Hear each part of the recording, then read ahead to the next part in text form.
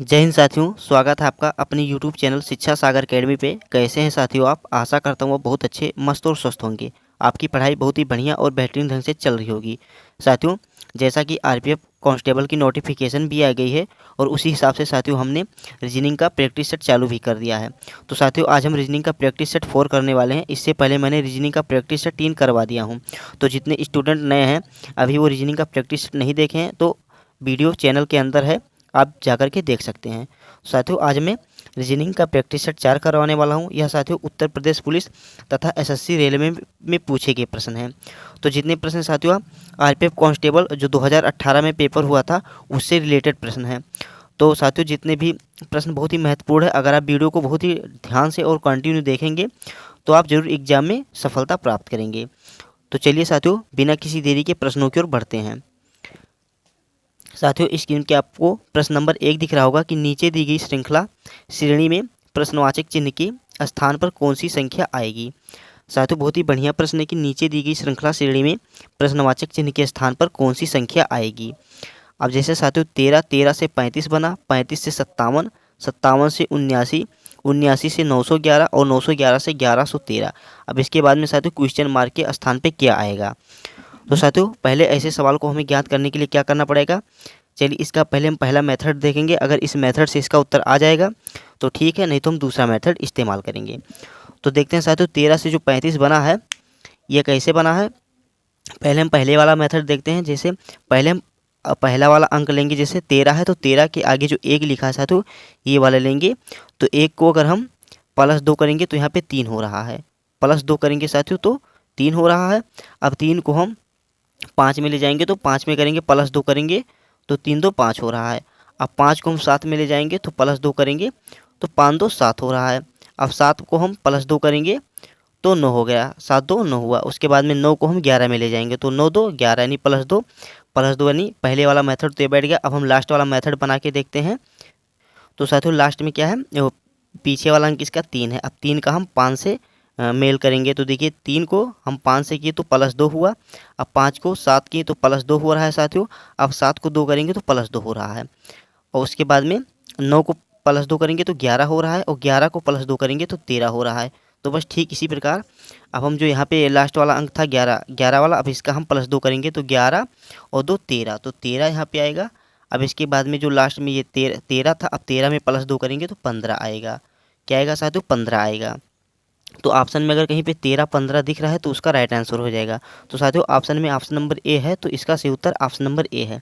साथियों कुछ नहीं किया गया है, बस जो आगे वाला अंक है जिससे 13 है तो आगे वाला उसका अंक 1 ले लेंगे और इसमें जो 35 है बस इसमें हम +2 करते जाएंगे। फिर उसी अंक का में +2 करेंगे तो यहाँ पे भी 5 हो जाएगा। बस सेम इसी प्रकार +2 आगे वाले अंक में और पीछे वाले अंक में करके हम उसका उत्तर ज्ञात करेंगे। तो बस साथियों पहले वाले में फिर 13 आएगा और जब यहाँ से हम 13 में +2 करेंगे तो 15 आएगा। बस इसी प्रकार से इसको हम ज्ञात करेंगे। तो इसका सही उत्तर है 1315, इसका राइट आंसर है। चलिए अब हम प्रश्न नंबर 2 की ओर बढ़ते हैं। साथियों आपको स्क्रीन पे प्रश्न नंबर 2 दिख रहा होगा कि नीचे दिए गए विकल्पों में से संबंधित संख्या को चुनिए।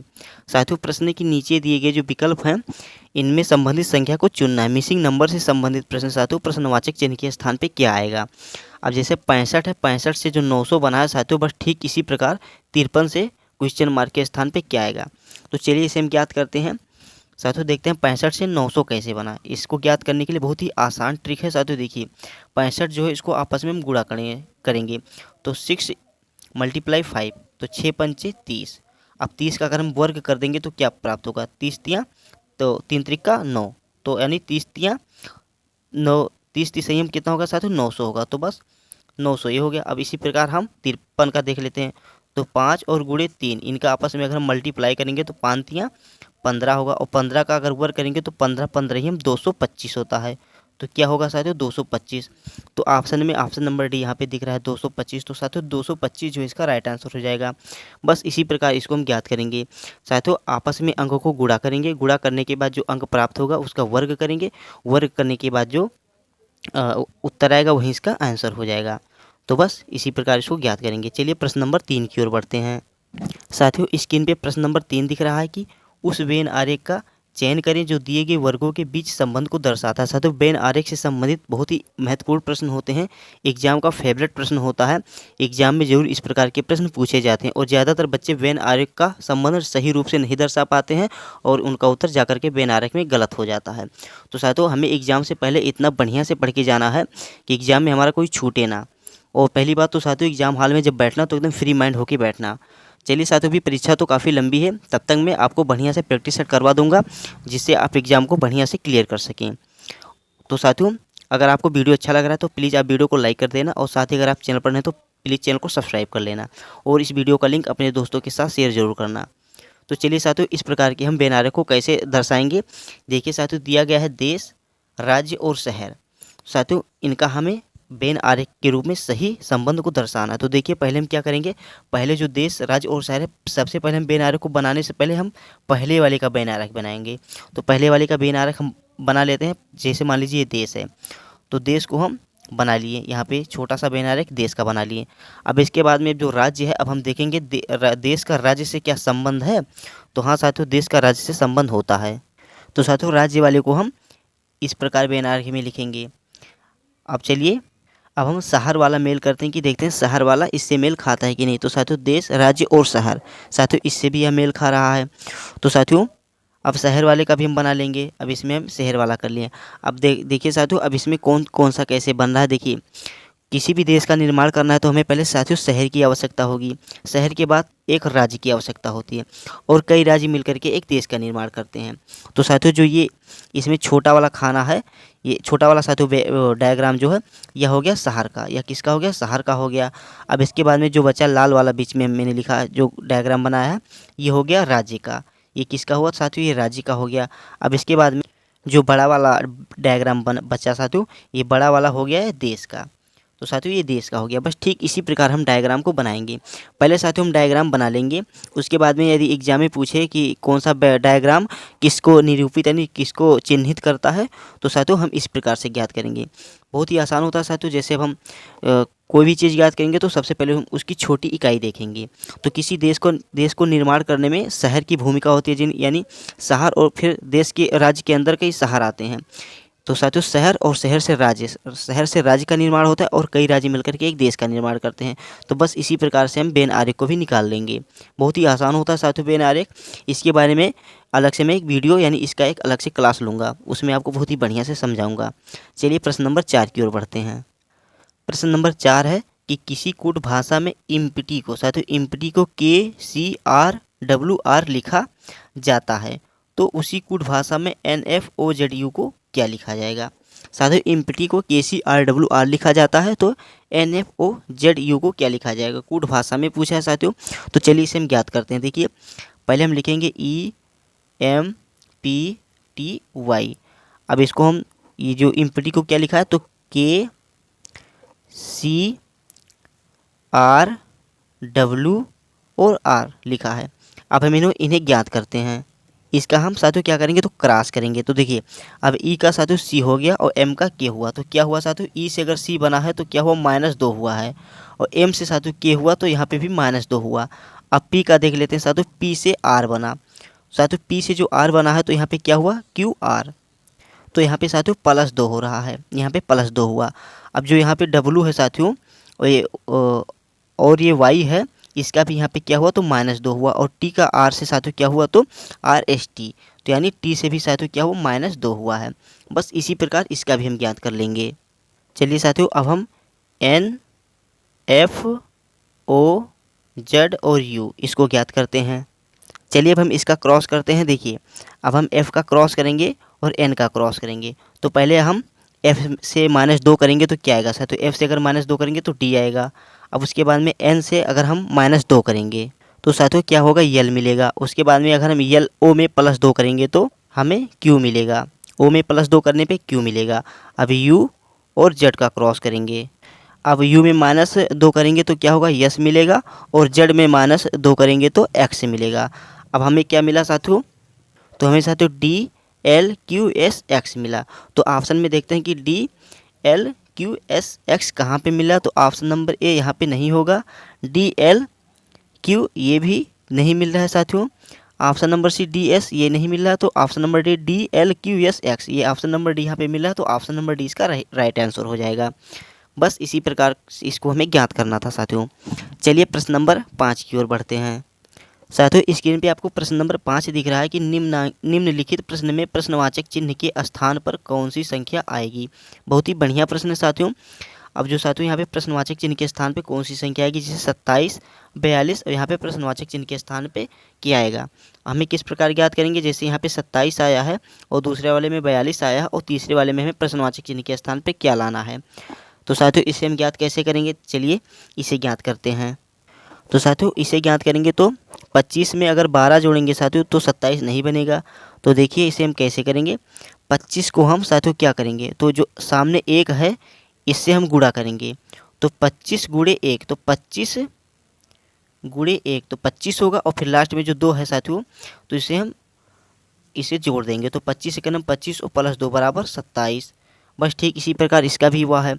18 दूना 36, तो 18 दूना 36 इसको गुणा हुआ है साथियों पहले वाले अंक से।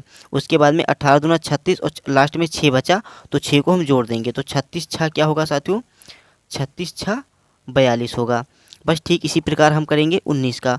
19 का हम 3 से गुणा करेंगे, तो 19 तियाँ कितना होता है साथियों, तो 19 तियाँ होता है 57 होता है। तो गुणे हम करेंगे साथियों, अब 19 तियाँ हम क्या करेंगे, तो 57 करेंगे। अब 57 में हम प्लस 1 करेंगे, तो 57 में प्लस 1 करेंगे तो क्या होगा साथियों, 58 होगा। तो बस साथियों 58 इसका राइट आंसर है। तो क्वेश्चन मार्क के स्थान पे क्या आएगा, तो क्वेश्चन मार्क के स्थान पे साथियों 58 आएगा। तो 58 इज़ द राइट आंसर। तो ऑप्शन में ऑप्शन नंबर बी 58 दिख रहा है, तो ऑप्शन नंबर डी बी साथियों इसका सही उत्तर है। साथियों ऑप्शन नंबर बी 58 इसका राइट आंसर बन जाएगा। चलिए प्रश्न नंबर हम 6 की ओर बढ़ते हैं। साथियों स्क्रीन पे प्रश्न नंबर 6 है कि निम्नलिखित प्रश्नों में दिए गए विकल्पों में से अलग शब्द का चयन करें। साथियों इसमें भिन्न शब्द का हमें चयन करना है। 4 ऑप्शन हैं, 4 ऑप्शन में एक ऑप्शन भिन्न यानी इन तीनों से अलग है, तो उन्हें हमें छांट के अलग करना है, वही उसका राइट आंसर हो जाएगा।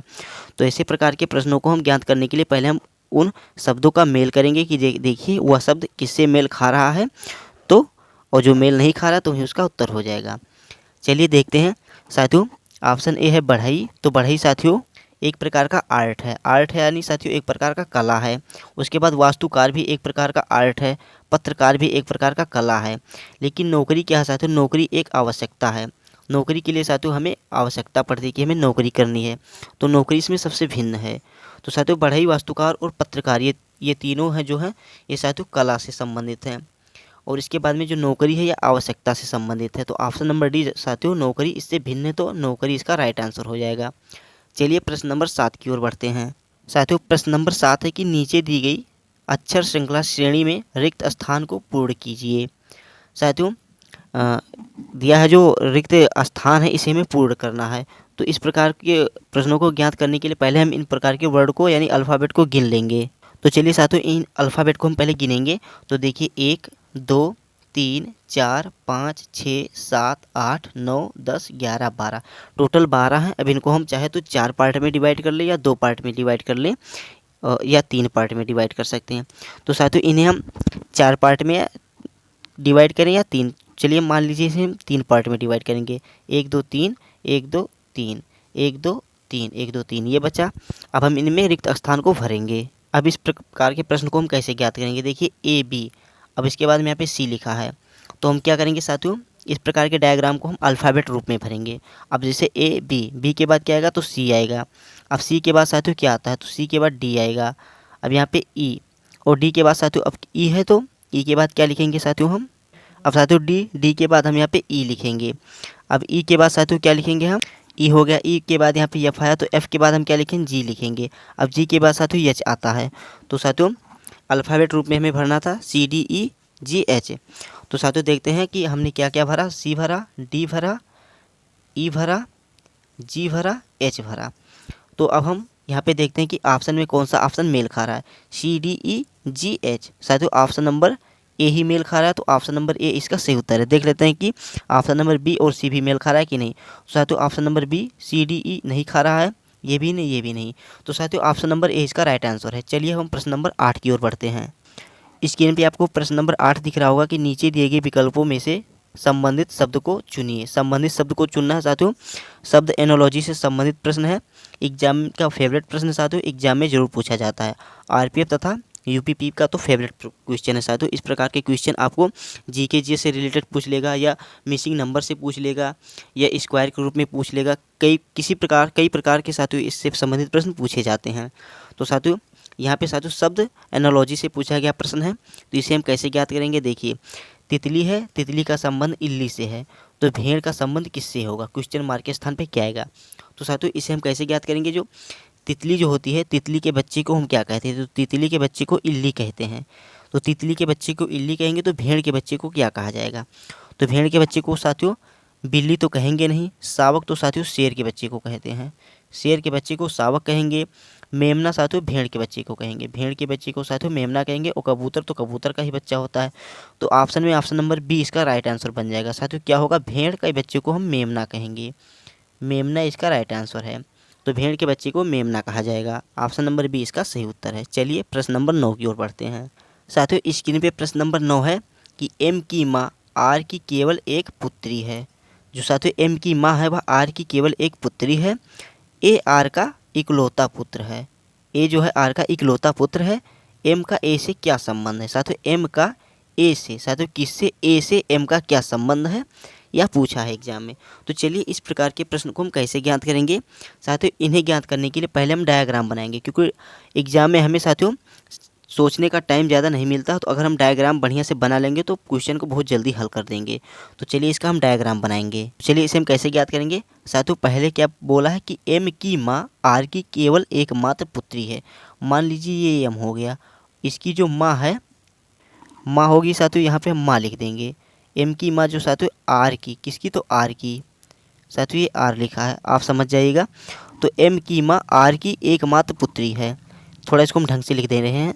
देखिए साथियों इसको हम ढंग से करेंगे। जैसे मान लीजिए यम की, जैसे यम हो गया और इसकी माँ हो गई, एम की माँ, किसकी, तो आर की एकमात्र पुत्री है। अब पूछ रहा है साथियों ए आर का इकलौता पुत्र है। हमने बनाया एम, जो एम की माँ आर की एकमात्र पुत्री है, और ए जो है आर का इकलौता पुत्र है। तो आर का इकलौता पुत्र कौन होगा, ए होगा, और ये हो गई इसकी पुत्री, और ये होगा पुत्र साथियों। आर का इकलौता पुत्र है। तो एम का ए से क्या संबंध है, बहुत ही बढ़िया प्रश्न साथियों। जो एम है, ए से इसका क्या संबंध है। अब पूछा है साथियों एम का ए से क्या संबंध है, तो जो ए है इसका एम से क्या संबंध है।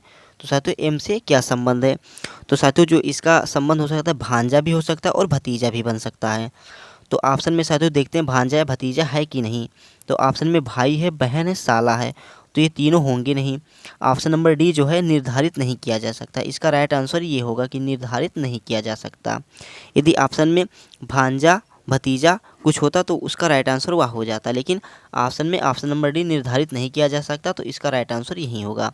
चलिए प्रश्न नंबर 10 की ओर बढ़ते हैं साथियों। स्क्रीन पे प्रश्न नंबर 10 दिख रहा है कि यदि हरा का विपरीत काला है तो पीला के विपरीत कौन सा फलक होगा। साथियों पासे से संबंधित प्रश्न एग्जाम में पूछे जाते हैं। इसमें साथियों कामन पासा का बात नहीं है साथियों, इसमें विपरीत फलक पूछा है। हमने कल साथियों कामन पासे से संबंधित एक प्रश्न कराया था। जिन्होंने अभी तक वह वीडियो नहीं देखा है तो रीजनिंग पार्ट 3 जा कर के देख सकते हैं। Reasoning practice set part 3 channel के अंदर है, जा कर के आप देख सकते हैं। इसे देखिए साथियों हम कैसे ज्ञात करेंगे। यहाँ पे लिखा है एग्जाम साथियों प्रश्न सीधा ही लिख दिया कि यदि हरा का विपरीत काला है। साथियों ये हरा है और इसका विपरीत क्या है, तो काला है। इसका विपरीत काला है तो पीला का विपरीत क्या होगा। अब साथियों इसके सामने आमने सामने जो फलक बचा तो उसका विपरीत हो जाएगा। अब साथियों सफ़ेद का विपरीत देखिए, सफ़ेद का विपरीत पीला हो गया, और काला जो बचा इसका विपरीत हो गया नीला। साथियों ऐसे प्रश्न को हम दक्षिणावर्त में घुमा करके ज्ञात करेंगे। तो साथियों तो अब यहाँ पे पूछा है कि पीला का विपरीत फलक क्या होगा। तो पीला का विपरीत फलक साथियों सफ़ेद होगा, और सफ़ेद का विपरीत फलक पीला होगा। तो साथियों पीला का विपरीत फलक क्या है, तो पीला का विपरीत फलक सफ़ेद है। तो option number D right answer है। अगर यहाँ पे पूछता है कि लाल का विपरीत क्या होगा, तो साथियों लाल का विपरीत नीला हो जाता, लेकिन पीला का विपरीत सफ़ेद होगा। तो ऑप्शन नंबर डी इसका राइट आंसर है। चलिए प्रश्न नंबर 11 की ओर बढ़ते हैं साथियों। स्क्रीन पे आपको प्रश्न नंबर 11 दिख रहा है कि निम्नलिखित शब्दों को एक तर्कपूर्ण और अर्थपूर्ण क्रम में व्यवस्थित कीजिए। क्रम व्यवस्था से संबंधित प्रश्न बहुत ही इंपॉर्टेंट होते हैं साथियों। आईएमपी लिख दे रहा हूँ मैं, काफ़ी इंपॉर्टेंट होते हैं। इससे संबंधित प्रश्न साथियों बहुत ही बार पूछे जाते हैं एग्जाम में, ज़्यादातर साथियों या एसएससी जीडी का फेवरेट है। तो साथियों एसएससी जीडी में अगर ऐसे सवाल पूछे जा सकते हैं तो आरपीएफ में भी ज़रूर पूछे जा सकते हैं। तो साथियों इसे हम क्रम व्यवस्था में कैसे करेंगे, देखिए बुआई है, जुताई है, कटाई है और निराई है। यहाँ पे साथियों इस प्रकार दिया है, लेकिन एग्जाम में कई बार स्क्वायर से संबंधित और अंक से संबंधित प्रश्न पूछ लेता है और उसका हमें तार्किक, तर्कपूर्ण और अर्थपूर्ण क्रम में व्यवस्थित करना रहता है। तो चलिए पहले हम क्या करते हैं, इसको हम ज्ञात करेंगे। तो पहले साथियों क्या करेंगे, हम जुताई करेंगे। किसी भी खेत की होगी तो पहले हम जुताई करेंगे और जुताई करने के बाद हम क्या करेंगे, तो उसकी बुआई करेंगे। तो बुआई करने के बाद क्या करेंगे साथियों, तो उसकी हम क्या करेंगे, निराई करेंगे। निराई करने के बाद क्या होता है, उसके बाद उसका हम कटाई करते हैं। यानी किसी चीज़ को हम पहले जोतेंगे, यानी खेत को हम पहले साथियों जोतेंगे, उसके बाद में उसमें हम बीज बोएंगे। बीज बोने के बाद में उसको हम निराई करेंगे, यानी उसमें जो खरपतवार है उसको हम हटाएंगे। तो खरपतवार को हम हटाने की प्रक्रिया को निराई कहते हैं। उसके बाद में जब फसल हमारी पक के तैयार हो जाती है तो उसको हम जब काटते हैं तो उसे हम कटाई कहते हैं। तो बस ऑप्शन में देख लेते हैं कि 2 1 4 3 कहाँ पे बैठ रहा है। तो साथियों ऑप्शन नंबर ए 1 3 4 ये नहीं बैठ रहा है। ऑप्शन नंबर बी 2 1 4 3 ये बैठ रहा है। तो ऑप्शन नंबर बी इसका राइट आंसर हो जाएगा। तो ऑप्शन नंबर बी 2 1 4 3 इसका सही उत्तर है। चलिए प्रश्न नंबर 12 की ओर बढ़ते हैं। साथियों स्क्रीन पे प्रश्न नंबर 12 है, यदि किसी घड़ी में 3:10 हैं तो उसका जल दर्पण प्रतिबिंब कितना समय दिखाएगा। साथियों जल दर्पण प्रतिबिंब काफ़ी इंपॉर्टेंट होता है। अभी हमने कल साथियों दर्पण प्रतिबिंब से संबंधित प्रश्न रीजनिंग की प्रैक्टिस सेट 3 में कराया था। आप रीजनिंग का प्रैक्टिस सेट 3 देख लीजिए। जितने भी नए स्टूडेंट हैं उनसे विनती है कि आप कुछ नहीं कीजिए, आप चैनल के अंदर जाइए और रीजनिंग का प्रैक्टिस सेट 1 2 3 लगातार देखिए। उसके बाद आप रीजनिंग का प्रैक्टिस सेट 4 पे आइएगा, तभी आपको बढ़िया से वीडियो समझ में आएगा। तो साथियों ऐसे प्रकार के प्रश्न को हम कैसे ज्ञात करेंगे, अगर जल में दर्पण प्रतिबिंब पूछे तो क्या करेंगे साथियों, यदि कोई भी घड़ी में 7 बजने से पहले है, 7 बजने से पहले, तो उसको हम कैसे ज्ञात करेंगे। देखिए अगर 7 बजने से पहले तो साथियों हम 6:30 बजे में से हम जो अंक है जो जिसका दर्पण प्रतिबिंब पूछा उसको हम घटा देंगे। तो 3:10 को हम घटा देंगे। साथियों 6:30 में से हम 3:10 को घटाएंगे तो 0 और 3 में से 1 गया तो 2 और 6 में से 3 गया तो 3, यानी 3:20 आएगा। क्या आएगा साथियों, तो 3:20 आएगा, यानी उसका दर्पण प्रतिबिंब 3:20 बनेगा। तो ऑप्शन नंबर सी यहाँ पे 3:20 दिख रहा है। तो ऑप्शन नंबर सी इसका राइट आंसर है। ऐसे प्रश्न को साथियों इसी प्रकार हम याद करते हैं। इसका बहुत ही बढ़िया ट्रिक और सूत्र है, क्योंकि एग्जाम में साथियों हमें टाइम नहीं रहता और जब हम ट्रिक जानेंगे नहीं तो उसका उत्तर हम ज्ञात नहीं कर पाएंगे, क्योंकि एग्जाम में हमें सोचने के लिए और कैलकुलेशन करने के लिए इतना टाइम नहीं मिलता। अगर कैलकुलेशन करेंगे तो हमारा एग्ज़ाम छूट जाएगा। तो ऐसे ट्रिक अगर हमें पता रहेगा तो एग्ज़ाम बहुत जल्दी हम कर लेंगे। तो बस साथियों 6:30 में से हम 3:10 को माइनस करेंगे, लेकिन यह ध्यान रखना कि 7 बजने से पहले, यानी अगर यहाँ पे अगर 8 या 7 होता तो यहाँ पे 6:30 में से नहीं साथियों हम 16:30 में से घटाते। क्या करते, तो 16:30 में से घटाते। अगर 7 या 8 के ऊपर होता तो इसमें से हम घटाते, लेकिन यहाँ पे 6:30 है तो इसमें हम साथियों यहाँ पे 3:10 है तो 6:30 में से घटाएंगे। तो बस इसका आंसर इसी प्रकार आ जाएगा। तो 3:20 इसका राइट आंसर है। चलिए प्रश्न नंबर 13 की ओर बढ़ते हैं। साथियों स्क्रीन पे प्रश्न नंबर 13 है कि लिखा है यदि बुक को 30 बीके और एग्जाम को 25 EM लिखा है तो LOXR को क्या लिखा जाएगा। बहुत ही आसान प्रश्न है साथियों, बहुत ही लाजवाब प्रश्न है। इसे देखिए हम कैसे ज्ञात करेंगे। देखिए लिखा है साथियों बुक को क्या लिखा है, तो BK लिखा है, 30 BK लिखा है। तो साथियों क्या करेंगे, जो पहला वाला और लास्ट वाला अल्फ़ाबेट है इसको हम लास्ट में लिख देंगे, एक जगह पे लास्ट में लिख देंगे। अब जो O है साथियों, O जो है और ये O, इसको हम देखेंगे तो O कितने पे आता है, तो O आता है साथियों 15 पे आता है और फिर प्लस O है तो 15 पे आएगा। तो दोनों को अगर हम जोड़ेंगे तो क्या हो जाएगा, 30 हो जाएगा। तो 30 BK लिखा है। बस ठीक इसी प्रकार एग्जाम को कैसे लिखा है, EM लिखा है। देखिए लास्ट में EM लिख देंगे। अब देखेंगे कि X जो है कितने पे आता है और E कितने पे आता है। तो साथियों अब साथियों जो यहाँ पे X है यह 24 पे आता है और A जो है साथियों यह 1 पे आता है। तो 24 1 25, तो 25 EM बन गया। बस ठीक इसी प्रकार इसे हम ज्ञात करेंगे। अभी L और R को हम लास्ट में लिखेंगे। L R को हम साथियों यहाँ पे लिख दिए लास्ट में। अब देखते हैं कि O कितने पे आता है, तो O आता है साथियों 15 पे और यहाँ पे क्या है साथियों, तो और X है जो साथियों X आता है 24 पे। तो हम यहाँ पे प्लस 24 करेंगे। अब इनको जोड़ लेंगे, 5 4 9 और 2 1 3 39। तो यहाँ पे उत्तर आएगा 39 LR। साथियों 39 LR अगर एग्जाम ऑप्शन में है कहीं पे तो वहीं उसका राइट आंसर हो जाएगा। साथियों ऑप्शन में ऑप्शन नंबर बी दिख रहा है 39 LR। तो बस साथियों 39 LR इसका राइट आंसर है। बहुत ही बढ़िया प्रश्न था साथियों, ऐसे प्रश्न को इसी प्रकार ज्ञात कर सकते हैं। चलिए प्रश्न नंबर 14 की ओर बढ़ते हैं। अब साथियों स्क्रीन पे प्रश्न नंबर 14 है कि अंग्रेजी वर्णमाला में अक्षर जी और यस, साथियों जी और यस के बीच में, यस ठीक बीच में कौन सा अक्षर है। अब साथियों जी और एस के बीच में कौन सा अक्षर आएगा, एग्जाम वाला पूछा है साथियों। जैसे जी और यस के बीच में जो बीच में कौन सा अक्षर आएगा, तो हम इसको कैसे ज्ञात करेंगे साथियों। इसे ज्ञात करने के लिए क्या करेंगे, पहले हम देखेंगे कि अल्फ़ाबेट क्रम में इनका क्रम कौन सा है। तो जी का क्रम साथियों 7 आता है और एस का साथियों आता है 19 पे आता है। साथियों जी 7 और एस 19 पे आएगा। अब इनको हम जोड़ेंगे, 19 और 7 कितना होगा साथियों, तो 9 7 16 यानी 19 7 26 होगा। और 26 को हम 2 से डिवाइड करेंगे, 2 से डिवाइड कर देंगे क्योंकि साथियों बीच की बात हो रही है, तो 1 और 2 यहाँ पे दोनों को लेकर के हम 2 से डिवाइड करेंगे। अगर 2 से डिवाइड करेंगे तो 13 दूना 26 होगा, 13 आएगा। अब 13 आएगा साथियों, तो बोल रहा है कि ठीक बीच में कौन सा आंसर होगा। तो बहुत से लोग साथियों इसको 13 वाला आंसर जो है एम आता है तो एम पे टिक करके आएंगे, लेकिन एम इसका राइट आंसर नहीं होगा साथियों। अब इसमें से एक माइनस करेंगे क्योंकि साथियों जो बीच वाला अंक है 2 बार गिना जा रहा है, क्योंकि एक सामने से गिनेंगे और एक यहाँ से गिनेंगे, तो ठीक पहले वाला गिनेंगे तो फिर यहीं आएगा और लास्ट में गिनेंगे तो यहीं आएगा, तो 2 बार गिना जा चुका है। तो इसीलिए यहाँ से एक माइनस करेंगे। तो एक माइनस करने पे हमें क्या प्राप्त होगा साथियों, 13 में से एक माइनस करेंगे 12 आएगा। और 12 साथियों अल्फ़ाबेट क्रम में किसका आता है, तो 12 एल का आता है। तो ऑप्शन में ऑप्शन नंबर ए इसका राइट आंसर हो जाएगा, एल जो है इसका राइट आंसर होगा। बस इस प्रकार के प्रश्न इसी प्रकार याद करेंगे। अब जैसे बीच में कोई अंक पूछा तो उनके बीच के अंकों को जोड़ेंगे और उनको 2 से डिवाइड करेंगे। 2 से डिवाइड करने के बाद जो उत्तर प्राप्त होगा उनमें से एक माइनस करेंगे, क्योंकि बीच वाला जो है साथियों वो 2 बार काउंट हो रहा है। तो उनमें से एक माइनस करने के बाद जो उत्तर होगा उसका अल्फ़ाबेट क्रम में आएगा, वही उसका राइट आंसर हो जाएगा। तो एल इसका राइट आंसर है। चलिए अगले प्रश्न की ओर बढ़ते हैं। साथियों स्क्रीन पे प्रश्न नंबर 15 है, मोस्ट इंपॉर्टेंट प्रश्न है, काफ़ी लाजवाब प्रश्न है। एग्जाम में इसी प्रकार के प्रश्न साथियों दूरी से रिलेटेड प्रश्न इसी प्रकार पूछे जाते हैं, टाइम और डिस्टेंस से संबंधित प्रश्न इसी प्रकार पूछे जाएंगे। तो चलिए इसके हम हल करते हैं। देखिए, एक आदमी उत्तर दिशा में 30 मीटर जाता है, फिर दाएँ 20 मीटर जाता है और फिर 30 मीटर दाएँ जाता है। तो बताएं कि प्रारंभिक बिंदु से कितनी दूरी पे है। साथियों यहाँ पे दूरी पूछा गया है और प्रारंभिक बिंदु से, यानी प्रारंभिक बिंदु वह बिंदु होता है जहाँ से व्यक्ति शुरू में चलना स्टार्ट करता है, तो उसे प्रारंभिक बिंदु कहते हैं। तो चलिए हम इनको ज्ञात करने के लिए डायग्राम बनाएंगे। देखिए ये हो गया हमारा दिशा उत्तर, ये हो गया दक्षिण, और यहाँ पे हो गया साथियों पूरब, और यहाँ हो गया पश्चिम। उत्तर दक्षिण पूरब पश्चिम ये हमारी दिशाएँ हो गई।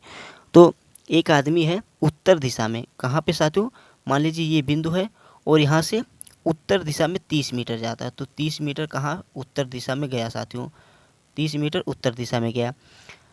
फिर दाएं 20 मीटर मुड़ता है। अब दाएं साथियों कहाँ पे, तो दाएं यहाँ से 20 मीटर मुड़ जाता है।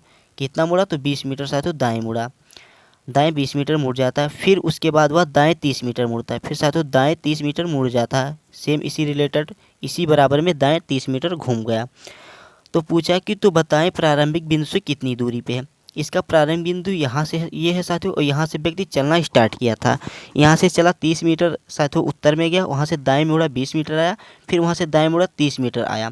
अब पूछा कि प्रारंभिक बिंदु से, तो प्रारंभिक बिंदु साथियों इसका यही तो होगा। तो यहाँ से अगर प्रारंभिक बिंदु पे इतनी ही दूरी तय की है तो 20 मीटर आ गया साथियों। यहाँ से तय किया ये इसके बराबर में, अगर यहाँ पे चल के आया तो 30 मीटर बराबर हो गया, तो इसके बराबर में 20 मीटर यहीं बचा। तो प्रारंभिक बिंदु से साथियों कितनी दूरी पे, तो 20 मीटर दूरी पे है। तो ऑप्शन में ऑप्शन नंबर ए दिख रहा है 20 मीटर। तो ऑप्शन नंबर ए इसका राइट आंसर है। तो बस साथियों प्रश्न यहीं तक थे। आशा करता हूँ आपको वीडियो अच्छा लगा होगा। साथियों अगर आपको वीडियो अच्छा लगा तो प्लीज़ आप वीडियो को लाइक कर देना। साथ ही अगर आप चैनल पर नए हैं तो प्लीज़ चैनल को सब्सक्राइब करना, और साथ ही इस वीडियो का लिंक साथियों अपने दोस्तों के साथ शेयर जरूर करना, क्योंकि जितने भी रीजनिंग के प्रैक्टिस सेट हैं साथियों आप ही के लिए मैं चुन के लाता हूँ, जिससे आप एग्जाम में बहुत ही बढ़िया क्वेश्चन अपना करके आएँ और सिलेक्शन जल्दी प्राप्त करें। तो इसीलिए साथियों मैं आपके लिए कुछ मेहनत करता हूं, तो आपका भी कुछ दायित्व है कि आप चैनल को सब्सक्राइब कर लेना और इस वीडियो का लिंक अपने दोस्तों के साथ शेयर जरूर करना। जितने भी आपके दोस्त एग्ज़ाम की तैयारी करें, चाहे साथियों एसएससी, यूपीपी, रेलवे, किसी भी एग्ज़ाम की तैयारी करें साथियों, यह सभी एग्ज़ाम के लिए काफ़ी इंपॉर्टेंट है। तो साथियों आज हमने रीजनिंग का प्रैक्टिस सेट 4 करा दिया। अब हम कल रीजनिंग का प्रैक्टिस सेट 5 करने वाले हैं और कुछ ही दिन बाद साथियों हम एक ही वीडियो में रीजनिंग, जीके, जीएस और मैथ इन सभी को एक ही साथ में, और उसके साथ साथ साथियों जो पिछले 2 माह के करंट अफेयर्स हैं इन सभी को हम एक ही वीडियो में पर डे हम इनका प्रैक्टिस सेट करने वाले हैं। इससे क्या होगा साथियों कि एक वीडियो में आपको चारों सब्जेक्ट एक साथ मिल जाएंगे, तो आपकी तैयारी में और बढ़िया समय मिल जाएगा। तो बस साथियों, अगर आपको मेरी मेहनत पसंद आती हो तो आप प्लीज़ आप वीडियो को लाइक कर देना, और साथ ही अगर आप चैनल पर नए हो तो प्लीज़ चैनल को सब्सक्राइब कर लेना। चलिए मिलते हैं किसी अगले वीडियो में, कल वाली वीडियो में मिलेंगे साथियों। तब तक के लिए जय हिंद, जय Bharat, Vande Mataram, take care, bye bye.